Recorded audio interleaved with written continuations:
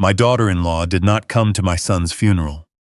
That alone would have been enough to hollow me out for the rest of my days. But 6 hours later, sitting alone in my truck in the cemetery parking lot, while the November wind pushed dead leaves across the asphalt, I opened my phone, and there she was. A video posted to Instagram. She was standing knee-deep in turquoise water, a champagne flute raised toward the camera, the arm of her personal tennis coach draped around her like they were old friends celebrating something wonderful. The video was 8 seconds long. She threw her head back and laughed at something he said, and then she looked straight into the lens and mouthed the words, "Free at last." The caption underneath read, "New chapter, new me. Life is too short to waste a single sunrise." Location, Turks and Caicos. My son had been in the ground for less than 4 hours. My name is Lorne Bancroft. I am 67 years old, and I spent 4 decades as a forensic accountant, the kind of man corporations hire when they suspect someone has been stealing from them but can't prove it yet. I know how to read a financial statement the way a doctor reads an X-ray. I know that every lie leaves a ledger entry somewhere. I know that fraud always has a signature, and the signature always gives itself away if you look at the right column long enough. Standing at my son Reed's grave that morning, I had told myself I was holding together. I wore the gray suit Reed bought me 2 Christmases ago when he said I needed something that didn't look like it came from a government surplus auction. I shook hands with his business partners, the people who had invested in the medical device company he spent 8 years building from nothing. I thanked the pastor. I watched the casket descend into Colorado earth under a sky the color of old pewter, and I did not make a sound. The one thing missing from that picture was my daughter-in-law, Celine. Her mother had been there, a small, nervous woman in a black coat who found me near the end of the service and told me that Celine was too devastated to leave the house, that she had collapsed that morning, that the doctor had given her something to help her sleep. She squeezed my hand and looked at a point just past my left ear when she said it. I had spent 40 years interviewing people who were lying to me. I know exactly what it looks like when someone cannot hold your gaze. I said I understood. I walked back to my truck, I sat in the cold, and I tried to feel something other than wrong. Then I saw the Instagram video. I sat with the phone in my hand for a long time. The anger that moved through me was not hot. It was cold and very precise, the way anger gets when you have spent your whole adult life being exact about things. I took a screenshot, I copied the link. I did not throw the phone or curse or call anyone. I am a forensic accountant. I do not destroy evidence, I preserve it. Then my phone buzzed again, and this time it was an email. The sender line read, "Reed Bancroft, his work address, the one he used for all his business correspondence." I had memorized it because he sent me contracts to review sometimes, documents he wanted a second set of eyes on. Reed had been dead since Tuesday. I opened the message with shaking hands. "Dad, if you're reading this, the automated delay I set worked. I recorded everything. The USB is in the hollowed book on the 3rd shelf, second from the left. The forensic accounting one I always teased you about. You'll know which one. Go alone. Don't tell Celine. Check the inside back cover. I love you. I'm sorry I waited too long." I put the truck in drive. Reed and Celine had bought a house in Cherry Hills Village 2 years ago, a large craftsman-style place with an attached greenhouse that Celine had never actually used. The neighborhood was quiet and expensive, the kind where homeowners associations send letters about holiday lighting.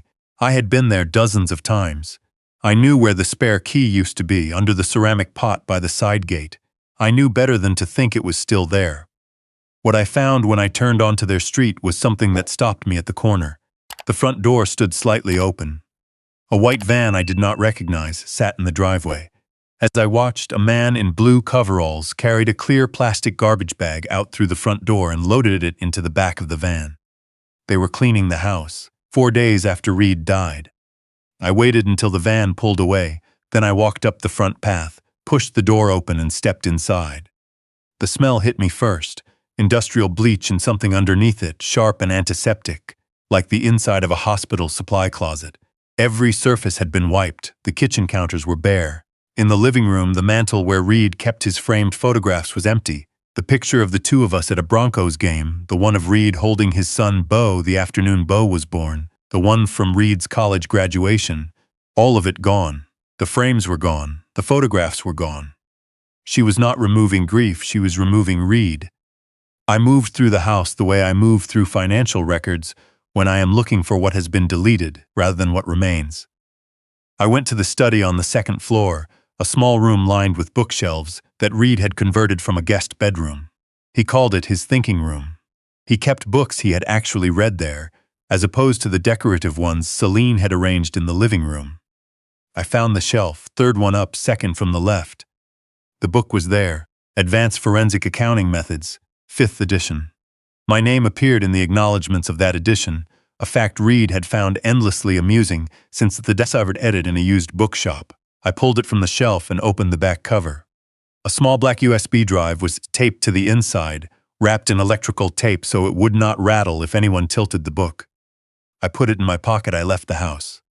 I drove to the home of my oldest friend, a man named Eben Marsh, who had been a civil litigator for 35 years, and who had also been my late wife's college roommate's husband, which is how we met and why I trust him with my life in the way you only trust people you have known long enough to have seen them at their worst. Eben answered the door in his bathrobe, took one look at my face, and told me to come inside and sit down without asking a single question. We plugged the USB into his laptop at the kitchen table. There were 3 files. The first was a 12-minute audio recording. The second was a folder of scanned documents, lab results, bank transfer records, screenshots of text messages. The third was a spreadsheet with dates, dosages, and symptoms, logged daily with the meticulous precision that Reed had inherited directly from me, whether he would have admitted it or not. I pressed play on the audio. Reed's voice came out of the laptop speakers, and the sound of it, tired and slow and thinner than I had ever heard it, hit me somewhere behind my sternum and did not let go. Dad, if you're listening to this, I didn't make it, and I want you to know that I knew something was wrong for months before I was willing to accept what it meant. I'm going to say this plainly because you always hated when I buried the lead. Celine has been poisoning me. She's been crushing her own prescription benzodiazepines, the ones Dr. Farwell prescribed 3 years ago, and adding them to my morning coffee. I thought at first I was just burned out. I was forgetting things. I was losing my balance. I fell twice on trails I've hiked 100 times. The last time, I didn't fall off anything that would have killed me. The next time, I might not be so lucky. I sent blood samples to an independent lab in Phoenix. The results are in the folder. The drug concentrations are not lethal in a single dose, but sustained exposure over months causes cognitive degradation, coordination failure, cardiac stress. She was keeping me impaired, Dad, and waiting for the mountain to do the rest. He paused. I could hear him breathing. I know what you're going to ask. Why didn't I tell you? Why didn't I go to the police? She has leverage. She went through my business records and she found a period 3 years ago when I was restructuring the company, and there was an ambiguous set of transfers that, if you read them without context and with bad intent, could be framed as fraudulent. She had an accountant friend of hers draft a memo making it look like securities fraud, and she attached my digital signature to it. She told me that if I went to the authorities, she would send that memo to the SEC and the Colorado Attorney General, and it would destroy the company and put 300 people out of work. But that is not why I stayed quiet. Another pause, a sound that might have been him swallowing. She said she would use the same memo to implicate you. She said she had evidence, fabricated but convincing, that you advised me on those transfers. She was going to frame you for financial crimes you never committed, Dad. She said it with a smile. She knew exactly what that would do to you. You spent 40 years being the most honest person in every room you walked into, and she was going to walk into a federal building and burn that down. And I could not let that happen. I could not let her take your name. I pressed pause. I looked at Eben. He was staring at the laptop screen, giving me the privacy of not watching my face while I processed the fact that my son had allowed himself to be slowly dismantled in order to protect my reputation. Eben had tried cases for 35 years. He had a very good poker face. But his hands, flat on the table, were pressing down hard enough that his knuckles had gone white. I pressed play. Everything is in the folder, the lab results, the bank transfers she used to pay her accountant friend, screenshots of her texts to Rafe. They have been planning this together for over a year. He is not just her tennis coach. There is also a document in the folder called Shadow Trust. Eben will understand it. I set it up 8 months ago and transferred the patent rights into it. The patent is worth more than all the liquid assets combined. She does not know it exists. The trust is keyed to your fingerprint on an authentication app I installed on your phone last spring. You thought it was a banking security update. It was not. I am sorry for the deception.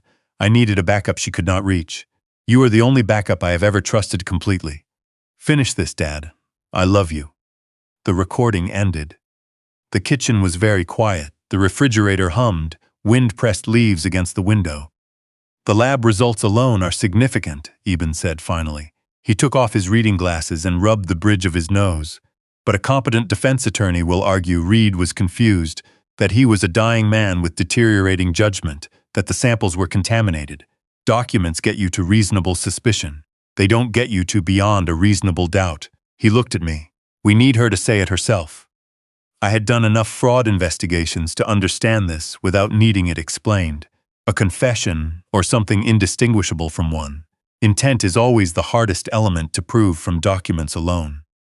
"She thinks she's already won," I said. "She doesn't know about the USB. She doesn't know about the shadow trust." "No," Eben agreed, "and she's going to move fast on the estate now. She'll want a will reading. She'll want you there so she can watch you sign things over." "Then let's give her exactly that," I said. We looked at each other across the kitchen table. "She'll want it to feel like a victory," I said. "Make it public. Give her an audience." "She'll love that," Eben said quietly. "Narcissists always do." I called Celine the next morning. I had barely slept. I spent 2 hours before dawn sitting in Eben's guest room going through everything methodically, the way I always did the night before a major deposition, not rehearsing words, but clearing my mind down to what was true and what mattered. By the time I dialed, I was ready. She answered on the second ring. Her voice was soft and worn at the edges in a way that was very well performed.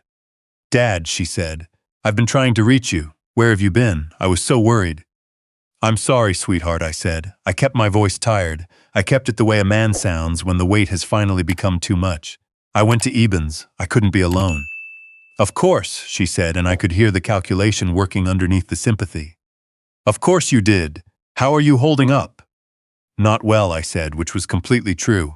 "I keep going in circles. Reed handled everything, and I can't make sense of any of it, and I keep thinking about Beau.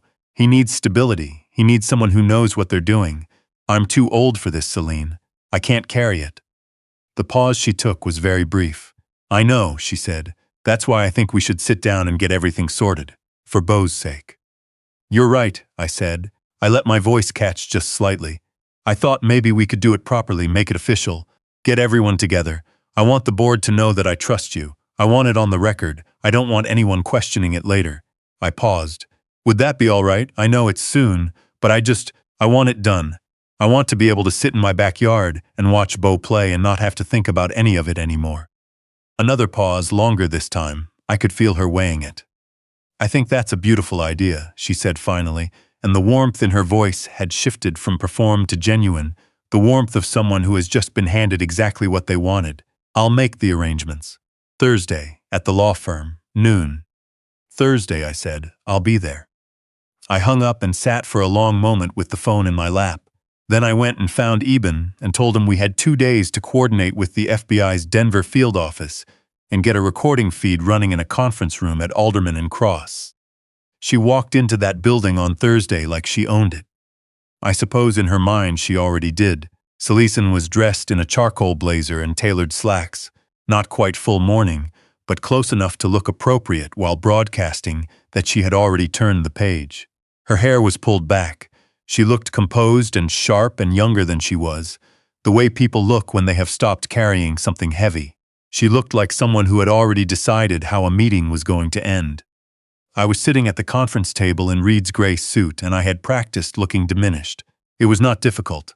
I am 67 years old. I had just buried my son. I let myself appear exactly like what she expected to see, a tired old man who wanted to be put out to pasture and told where to sign.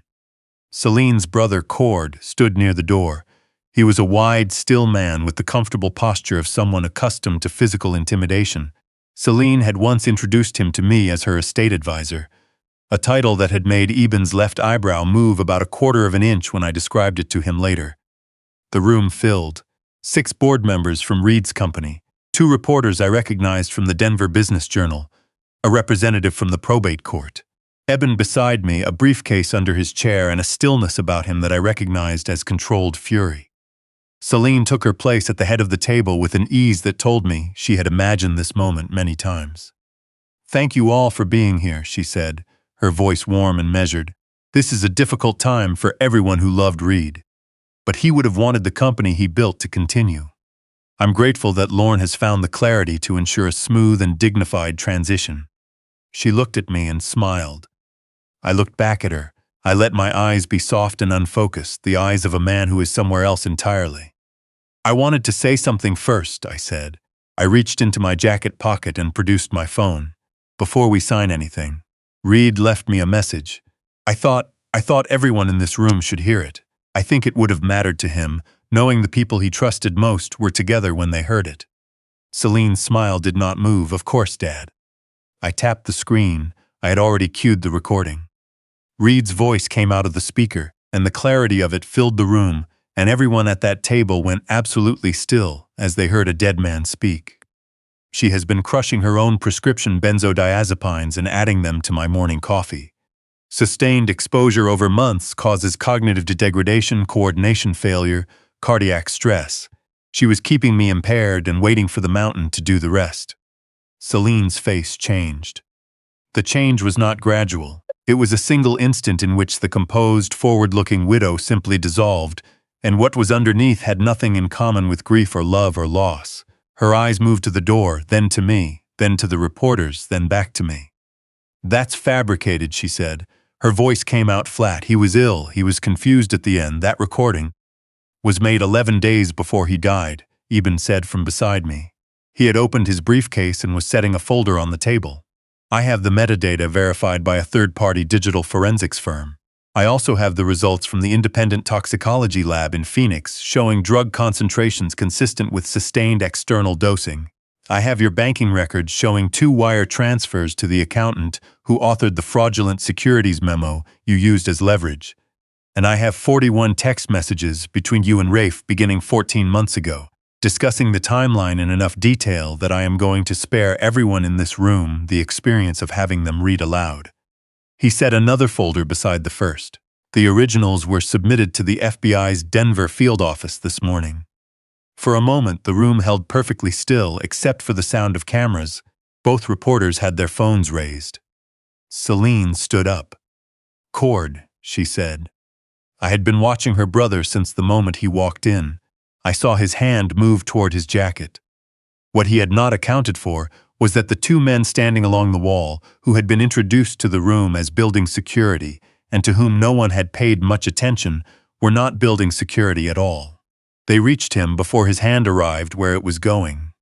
Cord found himself against the wall with one arm behind his back before he had finished forming whatever thought had driven him to reach. The door opened. Several more people entered, 2 of them with badges visible on their belts. Celine did not run. There was nowhere to go. She stood in the center of the room with her back straight and her jaw set, and she looked at me across the table with an expression that was equal parts fury, and the first real thing I had seen from her all morning. "You were going to let me sign," she said. An acknowledgement, not a question. "I was going to let you talk," I said. "You did the rest yourself." One of the agents touched her arm. She flinched, and then she let herself be moved toward the door, and as she passed me she said quietly, with what I believe she intended as a final wound, "You have nothing left, Lorne. Reed is gone. You are completely alone." I looked past her to the door that one of Eben's paralegals had just opened from the hallway. Standing there, holding a coloring book against his chest, wearing the Broncos sweatshirt Reed had bought him in September, was my grandson Beau. He was 8 years old. When he saw me, he raised one hand and gave a small, uncertain wave.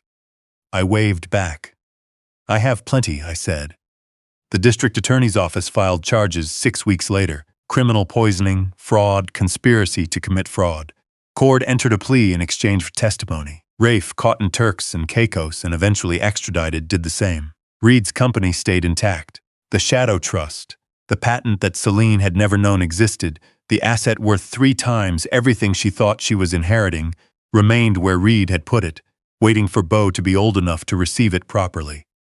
The fabricated securities documents were reviewed by federal examiners and dismissed within 5 weeks. There had never been any real question about that.